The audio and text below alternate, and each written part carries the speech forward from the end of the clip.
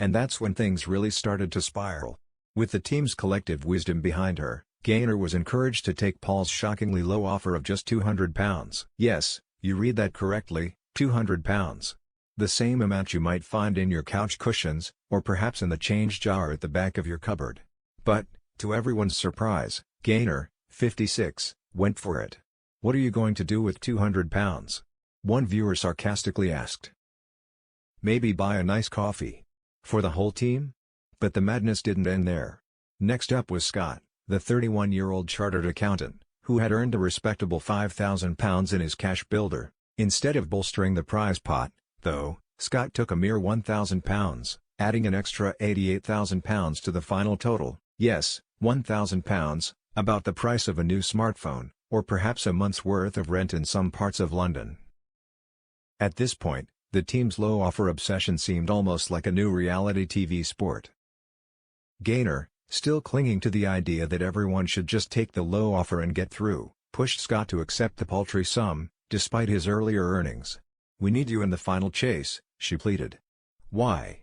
Fans wondered, when the final pot was now only £3,200, less than what most people spend on a night out in Soho. Naturally, Twitter erupted with outrage. "Oh, PS off. What is the bloody point? There's sod all in the pot as it is," one furious viewer seethed. Another chimed in, "Are ITV deliberately screening out the ones who said they would never go low? This series of #The Chase is horsest. You're seriously testing our patience." And just when you thought it couldn't get worse, a third fan tossed their remote aside, declaring, £200 taken. Time to change the channel. ITV are a joke. One viewer even took the time to roast Scott, writing, "He's a disgrace to chartered accountants everywhere." Someone else, clearly fed up with the episode, added, "Low offer, so I buggered off to #pointless." #The Chase. Ouch. Even Bradley Walsh couldn't resist having a little dig at the team, who had managed to whittle down their potential winnings to a mere £3,200. As the team trudged back to the final chase with their humble sum, Bradley quipped, "End up with £3,200.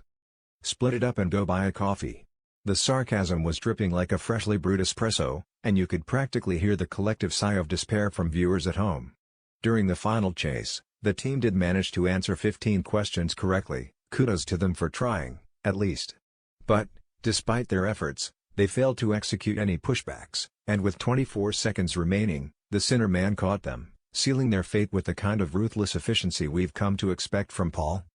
By the end of the episode, the only thing that seemed to be running smoothly was Paul's quizzing skills.